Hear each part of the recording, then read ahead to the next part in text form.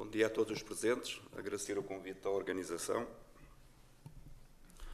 O movimento operário irrompeu com ímpeto nos países europeus industrializados em finais do século XVIII, como resposta necessária do proletariado à exploração imposta pelo desenvolvimento capitalista, depois de experiências mal sucedidas de movimentos de protesto de origem urbana ou rural, desprovidos de base ideológica e com caráter violento e efêmero. Será nesse contexto de brutal agravamento das péssimas condições de trabalho que a chamada Revolução Industrial veio introduzir nas fábricas e nas enormes contradições e também das enormes contradições e intensos debates teóricos sobre o papel e a ação da classe operária para combater a exploração que Marx inicia, alguns anos mais tarde, a laboriosa tarefa de compreender as causas profundas da evolução da sociedade, destacando o caráter fundamental da base económica e o papel da luta de classes para afirmar a necessidade de a sociedade burguesa ser estudada cientificamente como fundamento para a ação revolucionária. A publicação, em 1848, do Manifesto do Partido Comunista,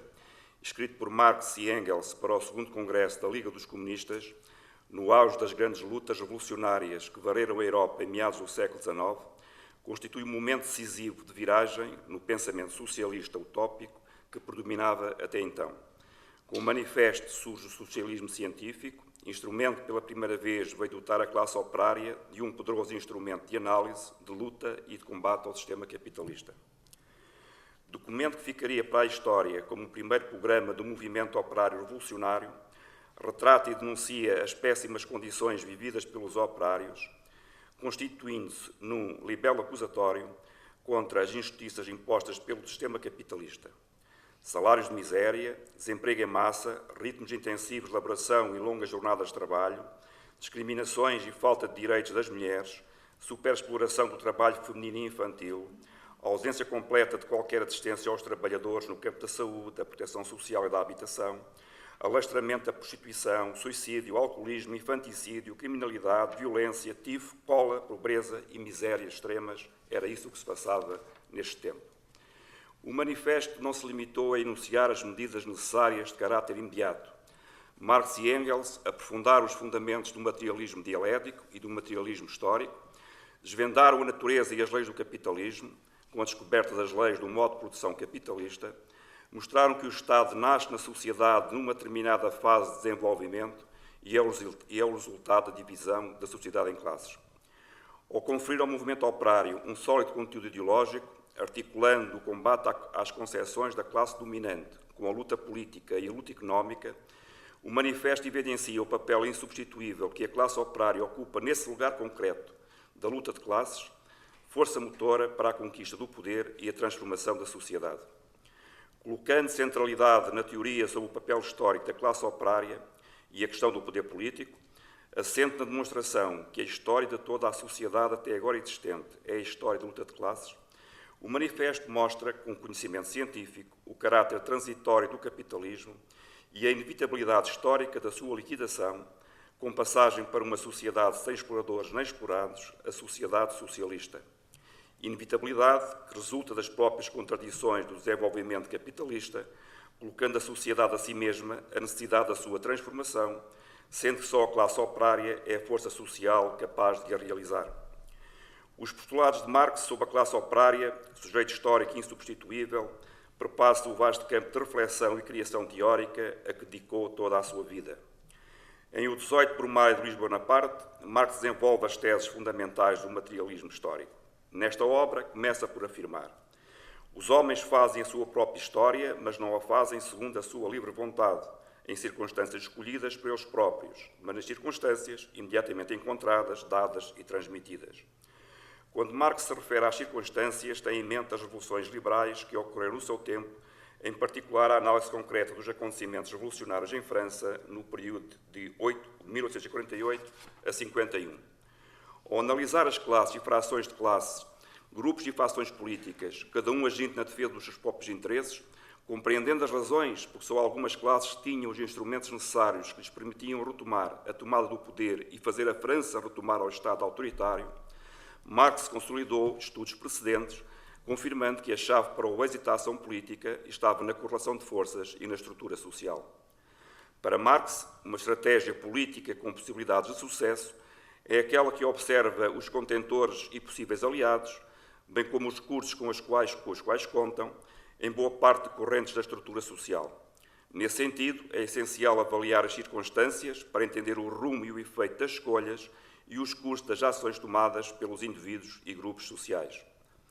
Contudo, não basta a classe operária conquistar o poder, ascendendo da classe dominante, para que as classes se extinguem automaticamente.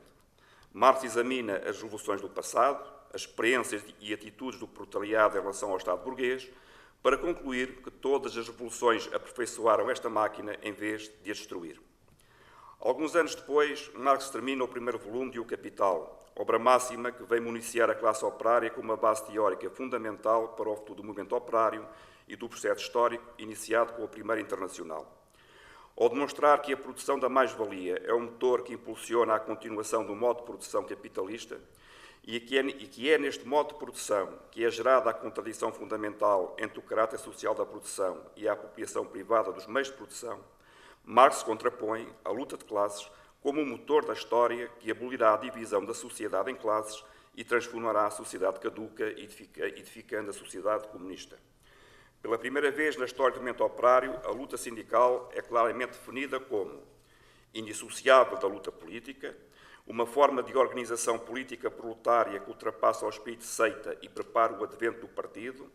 enquanto de facto a ideologia política, operando a passagem da ideia da nação para a consciência da classe.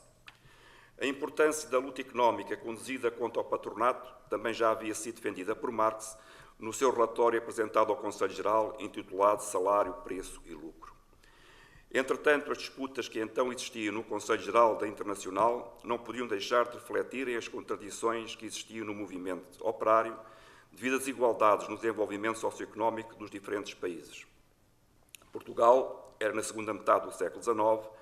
e continuou a ser nas décadas seguintes um dos países mais atrasados da Europa, onde a Revolução Industrial não tinha ainda chegado e a maioria da população vivia essencialmente da agricultura, também pouco desenvolvida. A indústria não ocupava mais de um quinto dos assalariados, concentrando-se em Lisboa, Porto, Margem Sul e em alguns pontos do país. As condições de vida eram miseráveis e os operários eram uma classe pouco numerosa, debilmente organizados e sem experiência de luta de classes. As primeiras associações de trabalhadores surgem no final da década de 30, com caráter mutualista e cooperativista. A divulgação do manifesto, a ação da Internacional e os acontecimentos ligados à Comuna de Paris vieram contribuir decisivamente para que o movimento operário português compreendesse a necessidade de combater a exploração a que estava sujeito através da luta organizada. E nem o facto de a greve não ser reconhecida legalmente não impediu os operários de encadearem esta superior forma de luta, irrompendo nas fábricas, onde se obtiveram muitas vitórias e os patrões tiveram de satisfazer importantes reivindicações. A criação do Partido Socialista em 1875, decorrente de uma decisão do Congresso de Haia da Associação Internacional de Trabalhadores, da criação de partidos operários nacionais, não correspondeu, no entanto, às necessidades e exigências de um movimento operário revolucionário. Com a realização do Congresso Sindical e Cooperativo iniciado em 1909, a difusão dos ideais republicanos e a intervenção dos trabalhadores e das suas organizações de classe na instauração da República e depois na sua defesa, a par das lutas por direitos e melhores condições de trabalho, determinada a ruptura com o modelo sindical reformista, determina a ruptura com o modelo sindical reformista, transformando num sindicalismo combativo e reivindicativo. Mas é com o eclodir da Revolução Socialista de Outubro, experiência histórica de conquista e exercício do poder pelo operariado com vista a iniciar uma nova sociedade, e mais tarde a fundação do Partido Comunista Português, que o sindicalismo revolucionário assume a direção do movimento sindical português, com reflexo no desenvolvimento da organização, da sindicalização e das lutas por melhores condições de vida e de trabalho. A fundação do Partido Comunista Português, a 6 de março de 1921, constitui um acontecimento maior na organização do movimento operário português. A classe operária passou a dispor de uma organização política que assume, de forma clara, a defesa dos seus interesses e direitos e que apresenta um projeto revolucionário para a sua emancipação, assente da construção de uma sociedade sem classes, livre da exploração. É preciso ter presente, no entanto, vários fatores que limitaram bastante a intervenção e o efetivo exercício da prática sindical revolucionária. O apoliticismo anarquista, que teve influência em setores da classe operária, constituía um obstáculo a tal intervenção, a frustração devido ao progressivo abandono das transformações políticas, económicas e sociais inscritas no programa do Partido Republicano Português, mostrando que os interesses dos seus dirigentes, provenientes das camadas da média e grande burguesia, não coincidiam com os das classes trabalhadoras, as medidas decretadas na Primeira República contra os trabalhadores e os sindicatos, de que são exemplo a lei da greve e do lockout, e a repressão violenta sobre grevistas, com mortes, prisão de centenas de sindicalistas e encerramento de casas sindicais, o insuficiente conhecimento e compreensão dos fundamentos e princípios elementares do marxismo-leninismo, que dificultava o confronto com as posições reformistas, a tomada de decisões e o desempenho de tarefas assentes nos princípios do sindicalismo revolucionário. Perante as debilidades, dá-se a reorganização do PCP em 1929, partindo-se para uma nova fase da ação revolucionária, com a definição das orientações baseadas na análise da realidade concreta, em oposição a orientações marcadas pela arbitrária compreensão científica dos fenómenos sociais. Com a reorganização é dada prioridade à discussão do manifesto, com os membros do partido, prepara-se ideologicamente os militantes sindicais, o socialismo científico é apropriado pelo movimento operário. Para a construção da consciência de classe e de solidariedade proletária, também contribuíram as comemorações anuais do 1º de maio, que os trabalhadores portugueses assinalaram logo em 1890, o primeiro ano da sua realização internacional. As primeiras ações assumiram em geral uma dimensão limitada quanto à expressão de massas, mas logo nesse ano de 1890 já os caixeiros do Porto obtiveram as 8 horas de trabalho diário, depois dos operários tabaqueiros terem também alcançado as 8 horas diárias no ano anterior. Foram ainda publicadas neste ano as leis do descanso dominical na indústria, de proteção das mulheres e dos menores e do direito à constituição legal de sessões de classe. Ao longo dos anos, as comemorações do 1º de maio foi ganhando característica de ação de massas e de dia de luta. O movimento operário português, malgrado a repressão e as suas insuficiências, desempenhou um papel determinante na queda da monarquia e na implantação da República.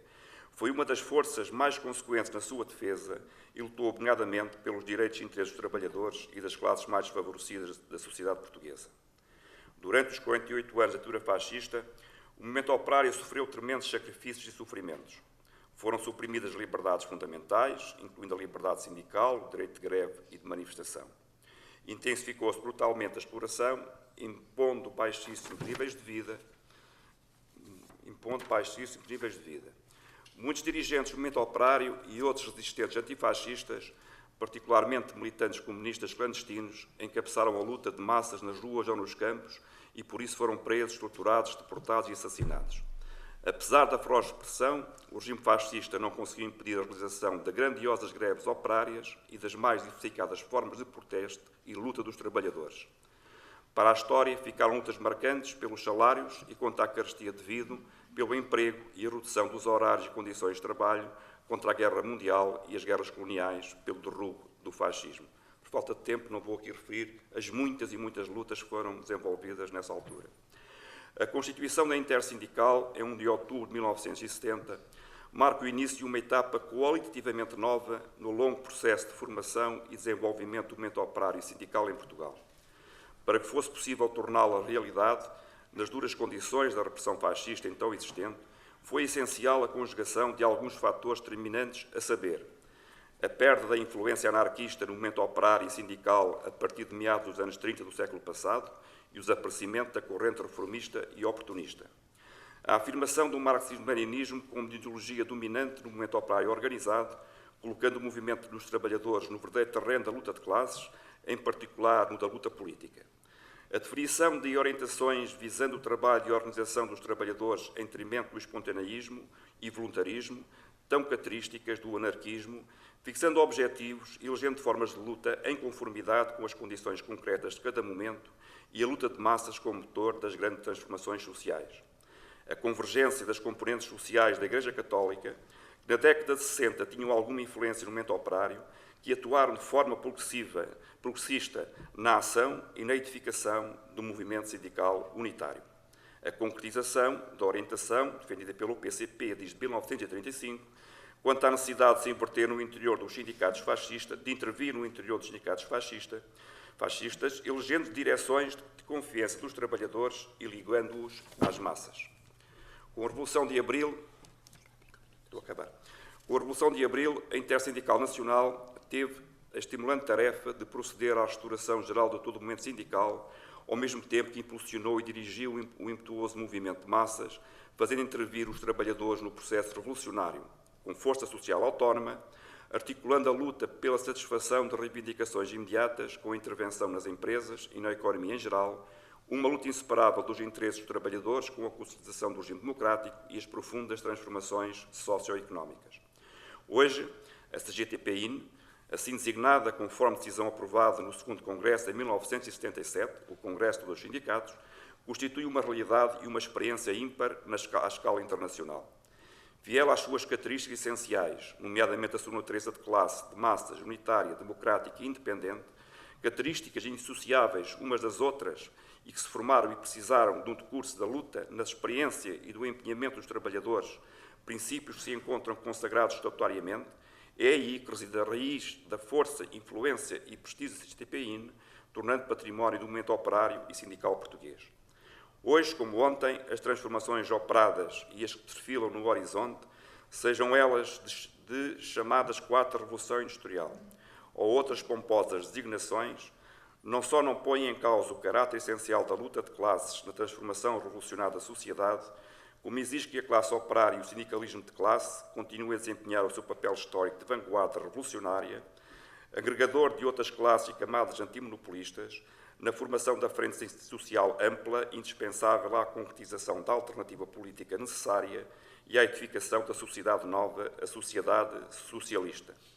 Concluímos, citando Álvaro Cunhal, ao assinalar os 150 anos da publicação do Manifesto.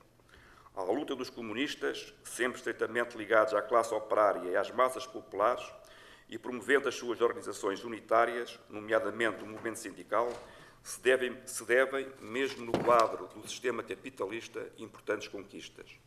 A ela também se deve, com a Revolução de Outubro de 1917 e outras revoluções socialistas, a prova na vida da atualidade histórica de construir uma sociedade nova, a sociedade socialista.